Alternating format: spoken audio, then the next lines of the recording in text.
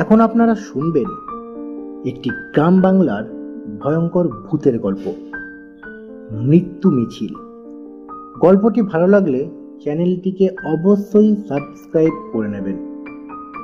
তো দেরি না করে শুরু হচ্ছে আজকের গল্প, মৃত্যু মিছিল। আমার এইবারের ঘটনা 2004 সালে। সবেমাত্র কলেজে ভর্তি হয়েছি। মন থেকে ভয় আর কুসংস্কার দূর হবার উপযুক্ত সময়। এমন সময় মনে ঝিঁকে বসে নতুন ধরনের ভয়। আমাদের গ্রামটি আমাদের ইউনিয়নের সবচেয়ে বড় গ্রাম এবং এটি পূর্ব পশ্চিম একটু বেশি লম্বা। হঠাৎ করে গ্রামের পূর্ব দিকে কলেরার প্রকোপ শুরু হয়। বিগত 25 বছরে গ্রামে কলেরা ছিল না। 7 দিনের ভিতরে পূর্ব পাশের 5 জন মারা যায়। অনেক সতর্কতামূলক ব্যবস্থা নেবার পরও পূর্ব পাশের প্রতিটি বাড়ির কেউ না কেউ আক্রান্ত হতে লাগলো। রোগটি ধীরে ধীরে পশ্চিম পাড়ার দিকে আসতে লাগলো। আমাদের বাড়িও পশ্চিম পাড়াতে। তখন পশ্চিম পাড়ার মাতব্বরেরা মিলে সিদ্ধান্ত নিল যে কবিরাজ এনে রাস দেবার ব্যবস্থা করতে হবে। যথারীতি কবিরাজ আনা হলো, কিন্তু কিছুতেই কিচ্ছু হলো না। তখন আমাদের গ্রামের এক পুরাতন কবিরাজ, যে কিনা অনেকদিন হলো ফরিদপুর চলে গেছে, তাকে নিয়ে আসা হলো। সে এসেই ঘোষণা করে দিল যে রাত 11টার পর যেন কেউ বাড়ির বাইরে বের না হয়। রাত 10টার দিকেই পাড়ার প্রতিটা মসজিদের মাইকে ঘোষণা করে দেওয়া হতো যে সবাই যেন ঘরে চলে যায়।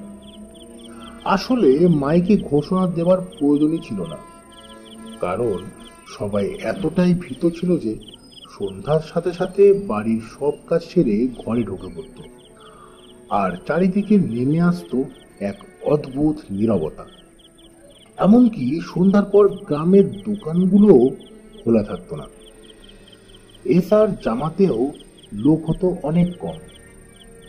বাবা মা আমাদেরকে বের হতে দিতেন না, তারপরও আমরা মাঝে মাঝে লুকিয়ে বের হতাম।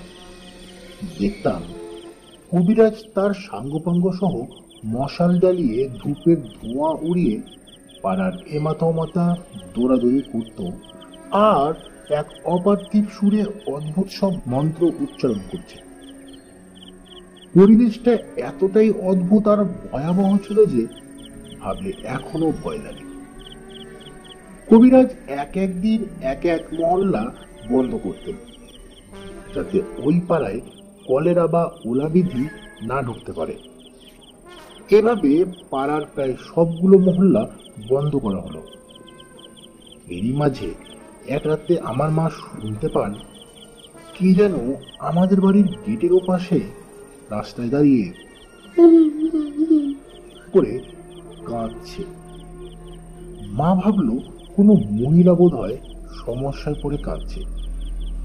আসলে মা তখন পরোপকারের নেশায় রাসের কথা খেয়াল ছিল না। মা ঘর হতে বের হয়ে যতই গেটের দিকে যাচ্ছিলেন, ততই একটা পচা গন্ধ পাচ্ছিলেন, যেটা অনেকটা মলের গন্ধ, কিছুটা মাংস পচা গন্ধের মতো। মা যখন গেটের পাশে দাঁড়ান, তখন গেটের ফাঁক দিয়ে দেখেন যে রাস্তার ওপাশে ইলেকট্রিক পোলের সাথে হেলান দিয়ে একটি বিশালাকার মহিলা দাঁড়িয়ে আছে, যার উচ্চতা প্রায় 7 ফুটের মতো। এর গা থেকেই এমন গন্ধ বেরোচ্ছিল। মহিলার ভয়ঙ্কর চেহারা দেখে মা কিছুটা পিছিয়ে আসে। মহিলাটি ইনিয়ে বিনিয়ে কাঁদছিল আর বলছিল, তোরা আমাকে থাকতে দিলি না, এই গ্রাম আমার ভালো লাগছিল, আমার আরো লাশ দরকার ছিল, আমি আজই গ্রাম ছেড়ে চলে যাব। এমন সময় মার রাসের কথা মনে পড়ে যায়, আর প্রচন্ড ভয় পেয়ে মা ঘরে চলে আসেন। ঘটনাটা এখানেই শেষ না। মা একটি গ্রাম্য সমিতির প্রধান, পরদিন সকালে কিস্তি দিতে এসে এক প্রতিবেশী যিনি নৌকায় কাজ করেন, তিনি নাকি বলছিল কালকে রাতে একটা ভয়ের ব্যাপার ঘটেছিল। মা জিজ্ঞাসা করলো, কি ঘটনা? তখন তিনি বলেন যে কাল রাতে ক্ষেত থেকে আসার সময় 2 গ্রাম আগেই তাদের নৌকার তেল ফুরিয়ে যায়।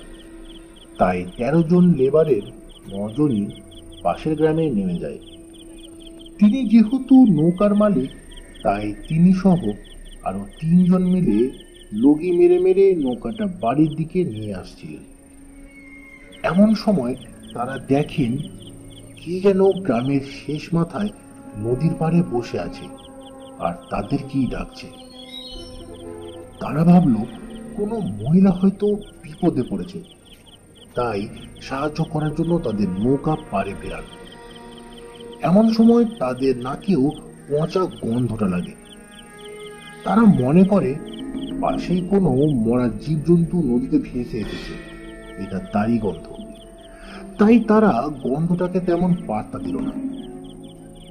মহিলাটা বলল যে তারা যদি তাকে নদীর এপার দিয়ে নিয়ে আসে তবে ভালো হয়। তারা মহিলাকে নৌকায় উঠতে বলে। নৌকা যখন মাঝ নদীতে, তখন দুর্গন্ধটা প্রকট আকার ধারণ করে। তারা বুঝতে পারে গন্ধটা মহিলার গা থেকেই আসছে। তারপরও তারা যখন মহিলার দিকে তাকাতে যায়, তখন মহিলা বলে, কেউ আমার দিকে তাকাবি না, তাকালে ক্ষতি করে দেব। তাই ভয়ে ভয়ে তারা মাথা নিচু করে ফেলে। ওপারে নামিয়ে দেবার পর মহিলা বলে, তোরা আমার উপকার করেছিস, তাই তোদের ক্ষতি করলাম না। এটা বলে মহিলা হাঁটতে থাকে।